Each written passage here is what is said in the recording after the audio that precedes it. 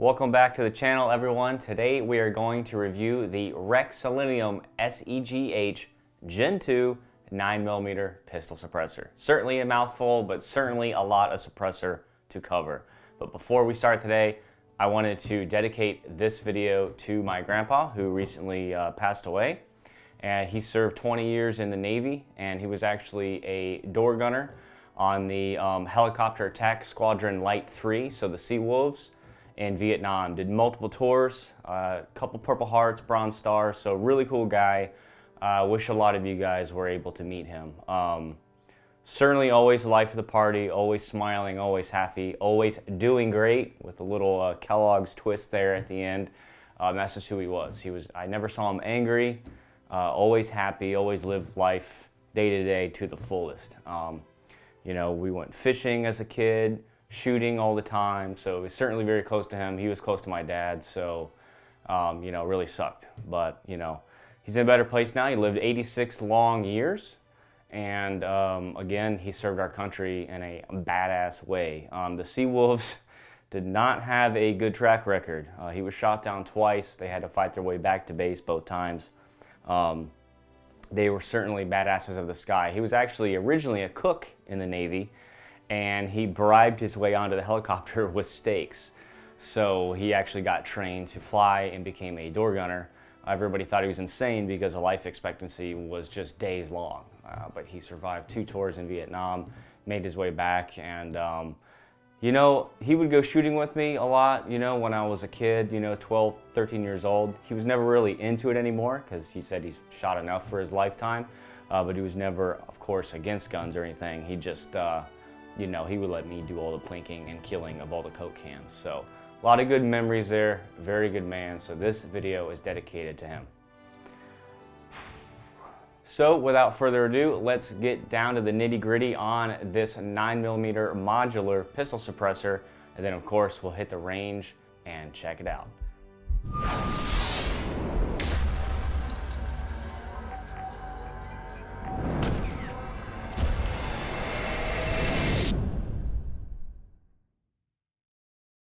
So let's go ahead and just get to it. Opening the case, you have a manual, and I believe there was a decal in there earlier.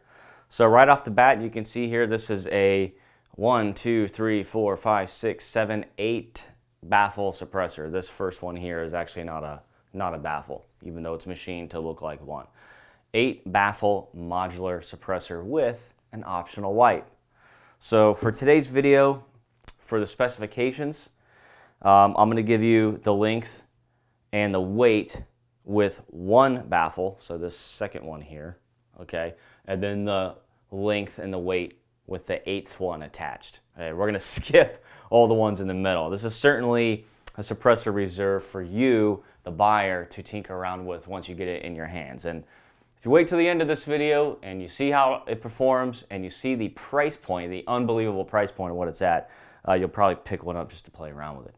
So, first things first, in the one baffle configuration, it comes in at a length of 4.4 inches with a weight of 6.8 ounces. Now that weight is with the 17.4 heat-treated stainless booster assembly here for use on a pistol, so keep that in mind. Anytime you remove that for a fixed spacer, you know, if you want to run this on a rifle barrel, you can almost cut that weight in half. Okay, so going back to the 8 baffle configuration, it comes in at 8.6 inches with an 11-ounce weight, again with the booster assembly installed just like you see here. Now as far as the materials, everything you see here minus the booster assembly is 7075 T6 aluminum with a Type 3 hard coat anodizing on it. So this blast chamber here, and then the 8 subsequent baffles and the end cap are all 7075 T6 aluminum with the hard coat anodizing. And then this section here in the back, the booster that comes with it, is 17.4 heat-treated stainless steel with a black nitride on it. Now it does ship with a 1/2x28 piston. They do not offer a 13.5x1 left hand for your HK guns and your SIGs.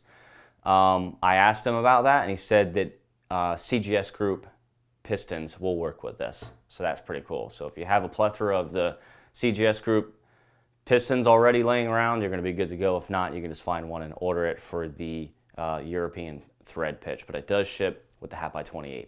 Now, as far as calibers, okay, obvious one first is going to be 9mm, and then also on their website they have listed 300 blackout, subsonic only, 25 auto, 32 auto, and 22 long rifle. Of course, you're going to have to change, you know, what attachment point you're using in the back, given a fixed barrel or a Browning tilt type action on a semi-automatic pistol, of course. If you guys don't really know what the hell I just said, go ahead and watch my video, everything you need to know about silencers, and you'll understand a little bit more about boosted versus non-boosted, Browning tilt barrels, fixed barrels, and how to use them with a firearm suppressor. So I asked them for some metering numbers on a Glock 19, which is going to be your most common host for this setup here, in the 8 baffle configuration with 147 grade subsonic ammo, shot dry. It metered in at 123.62 decibels without the wipe. And then adding the wipe in the 8 baffle configuration did not do much. It only dropped by a little bit. It came in at 123.49. So less than a decibel difference between the two. And then on 300 blackout with a 16-inch barrel, it metered in at 134.7 decibels, again in the full length configuration without a wipe. So I asked them, I said, when do you recommend using a wipe? And they said at 4 baffles and below is when they recommend using the wipe. Anything after that, the wipe doesn't do enough to account for any degradation and accuracy you might see. Now, I've done testing with shooting wipes on the channel here before, and we really didn't see much at pistol length distances as far as point of impact shift with the bullet impacting this and changing where it's hitting. Like, you know, again, we're going to be shooting, you know, under 30 yards, or I'm sorry, under 30 feet, you know, typically with a handgun, especially at the range. So, you know, I guess we'll test it and see what happens, see where that bullet deviates. All right, moving on. I mentioned the price earlier. Retail MSRP of $499 with the booster assembly. So 500 bucks here.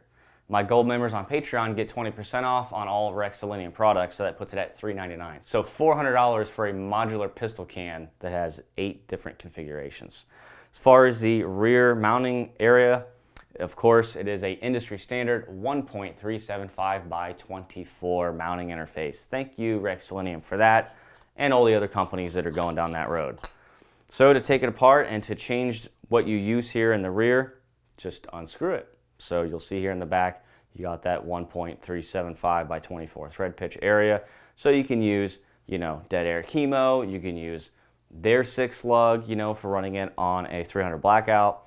You can use fixed barrel spacers. You can use other booster assemblies from other companies if it works with that thread pitch. So that's pretty cool.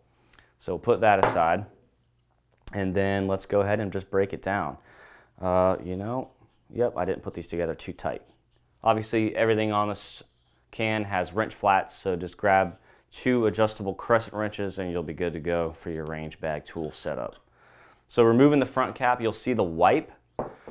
Now, laws are always changing on wipes, but as it sits right now, you are, as an end user, allowed to change the wipe as long as you don't have duplicates. Okay, so you can't just like get a sheet and just like store a whole bunch of punched wipes. So they provide, Rex Silentium provides on their website, the McMaster-Carr part number for the sheet for this material and the punch you need to make wipes. To do it correctly, once this wipe is shot out, cut it in half, destroy it, throw it in the garbage can, and then make 1 wipe and then put it in your suppressor. Simple as that. So to change the wipe after shooting, you just push it out with a flathead screwdriver and the wipe will pop out. This actually has sticky material on it, so it's hard for me to do right here on camera, but you get the idea. So it just kind of sticks in there. It's pretty thick too. One of the thickest wipes I've seen, so we'll do a quick accuracy test while we're out there and see what happens. So that's the wipe. Again, only to be used really when you're in the 4 baffle and lower configuration. And then you can just one by one remove the baffles. How freaking sweet is this? So all your baffles are identical, all of them coated. They create the tube as you go down, pretty self-explanatory. You'll see a little shine here on these threads maybe, the camera will pick them up. That is a grease that I used, same grease I used to lubricate my belt-fed weapons. It's good stuff, and it gives a good feel when screwing this on. In the manual, it says to use grease on the threads, and he is right. You need to use grease, otherwise these things are a pain to get apart. So keep that in mind. So you can just go down the line here. I'll just grab 2 at a time. And that gives us 1, 2, 3, 4. So this will be the 4 baffle configuration. So here's 2 stuck together. And then you could take your front cap, put it back on. All right. And now you have a 4 baffle setup for a much more compact length. Now he did say that when it's in this configuration and you start getting very light here on the end of the gun, if you go to a fixed barrel adapter, it doesn't need the booster assembly, so you can shed a lot of weight here and it'll actually run on some guns. So probably something like the Beretta M9A3 would probably run it pretty easily without a booster assembly. So that's something to keep in mind, which is pretty cool. So as you see here, again, all these baffles are identical, which is cool. Because let's say you keep assembling it after cleaning and you see a little baffle erosion here, which really shouldn't happen with subsonic 9mm ammo, but let's just say it does, you can rotate these every time you clean it. So if you just keep track of which one was at the beginning of the can getting, you know, beat to death, just move it down the line and kind of just every 8 cleanings, it'll end up back at the front. So you'll spread the wear along the baffles, which is really cool. As far as the serialized portion, it is all engraved on the rear of the can, and when this is threaded in, you can see that your tax stamp is protected here. So anything can happen forward of that. You can send this in to Rex Silentium, and they will use their no BS warranty and repair your can, send you a whole new stack, and get it back to you lickety-split with no additional tax stamp weight, which is pretty cool. So I think that pretty much covers it in the studio. I think you guys get the drift here. This is a very modular 8-way adjustable pistol can. Cool little shot there of the just the actual important part with your serial number. So let's go ahead and screw it all together. I'll put it back in the full length configuration. Now what we'll do for the range, because we're not going to have all day to shoot all 8 configurations, so it'll be like a 2-hour video. Okay, so we'll shoot it in the full length configuration. Let's do it in the full length without a wipe because they say you really don't need it. And as I mentioned earlier on a Glock 19, it only dropped half a decibel. So we'll shoot it in the full length configuration without a wipe. And then we'll shoot it in the short 4 baffle setup with the wipe. So we can get kind of, you know, a little data point there on the full length and the half length there. And then of course, that should be enough information for you guys to make a purchase decision on your own. Again, I don't like to sway you guys one way or another. I'm just here to show you what's available out there on the market. So you'll have to make that decision on your own. So believe that does it on the SEG-H here in the studio. I'm gonna go ahead and pack up some hosts, pack up some ammo, load up some mags, and hit the range. Let's get to it.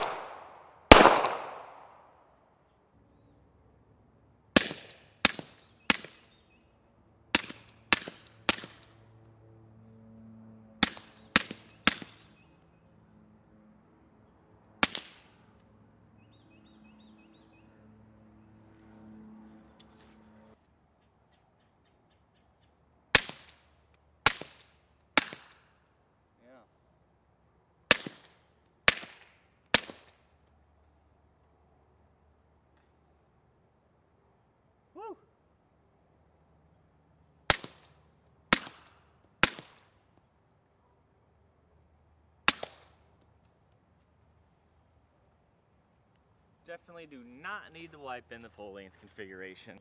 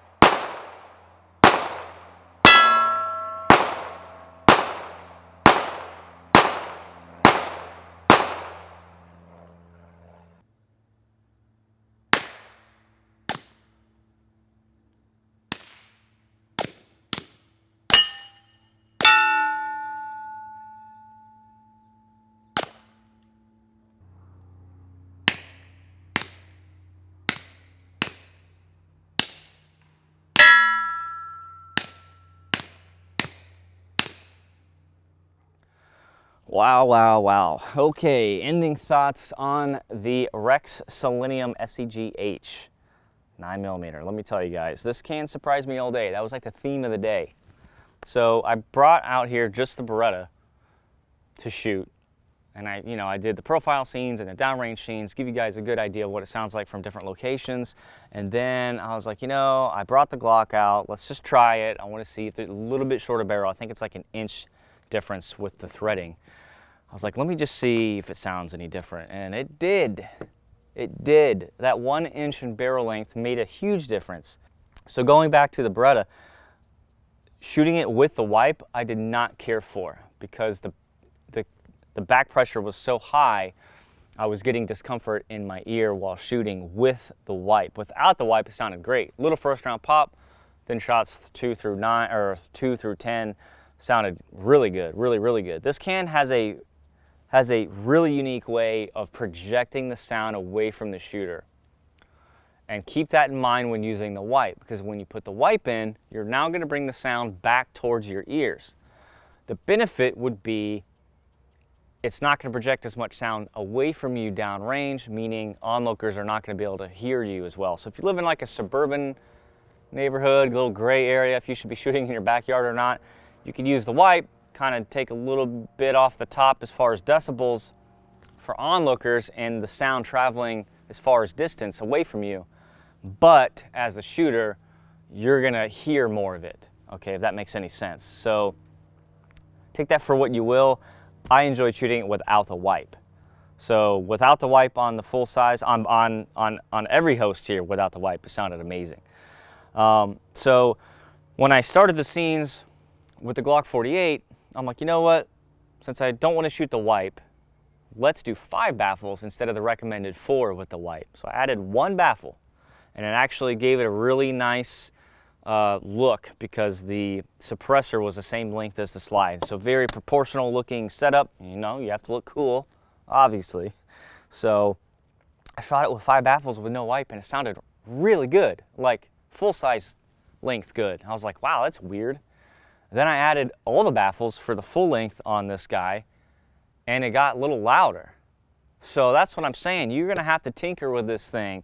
It was really cool to see how much an inch barrel difference caused pressure variances to where more length is not necessarily better.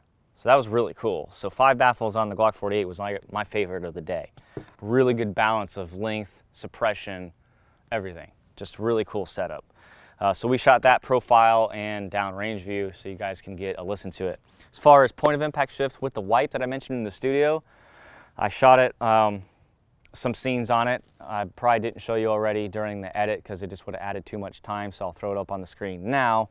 I shot 5 rounds with the Beretta with the 147 grain Hush unsuppressed from a rest at 30 feet, so 10 yards. Little combat size group, 5 shots, not too clean, but not too ugly. Then I threw the suppressor on with no wipe, shot another 5 rounds, and as you can see, it did shift down at 6 o'clock, which is fine by me. If you're not shifting like at an angle where it's kind of a pain in the butt, that's fine. So the group shifted down 6 o'clock. Then I put a fresh wipe in, and I shot another 5 rounds, and it did not shift, which really surprised me, because that wipe is super thick. And the fact that I shot a fresh wipe at 10 yards and it did not deviate the group, it didn't open the group, I was like really flabbergasted on that one.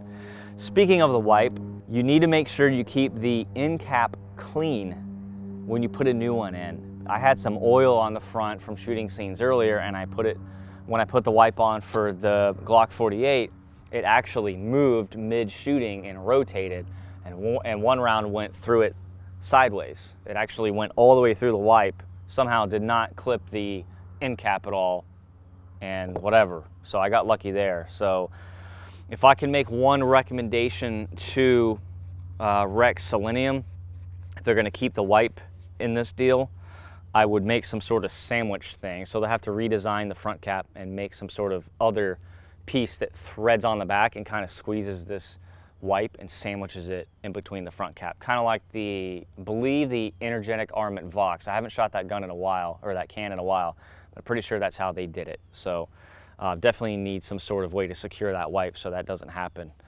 But again, you really don't need the wipe. You really, really don't need the wipe. This is just more for people who I guess are obsessed with wipes recently. It sounded fine without it. I preferred to shoot it without it because again, all the sound's projecting away from you, very low pressure, no high tweetiness coming back through the barrel at your ears that you typically get when shooting a 9. Very nice dull tone at all distances. So favorite of the day was definitely the Glock 48 with the 5 baffles with no wipe. Sounded great. So believe that covers it today. This one, if you guys want to do more testing, you're just gonna have to pick one up. Shoot 9 through it, shoot 300 blackout through it, you know, have some fun, experiment with it. Price point's great. Definitely a neat little can. As far as my sponsors for today, Axle, again, affiliate link below. And of course, ammo from 2A Warehouse, courtesy of 2A Warehouse and my patrons on Patreon, my gold members and black card members specifically. You guys rock. We went through 200 rounds of the Hush 147 grain today, so almost $200 worth of ammo just to do testing today. So kudos to you guys. Thank you. You guys help turn the wheels here at NFA Review Channel. So stay tuned. Big news coming to the channel soon. I had recently filmed with another YouTube channel. It's going to be a little controversial. They have like 16 million subscribers, so I'll let you guys guess who it is. But their video that I filmed with them like 2 months ago had to go through lawyers, of course, and multiple cuts with media. This is a very large company. It's going to go live here this month in November sometime, so stay on the lookout for that. I'll probably do a video discussing it and how it was behind the scenes for sure. So stay tuned for that. Click that like button, please. It does help the organic reach here on the channel so we can get this channel in front of more shooters and more novice shooters to get information to their ears. And of course, click that subscribe button if this is your first time because we have a lot more videos planned. See you next time.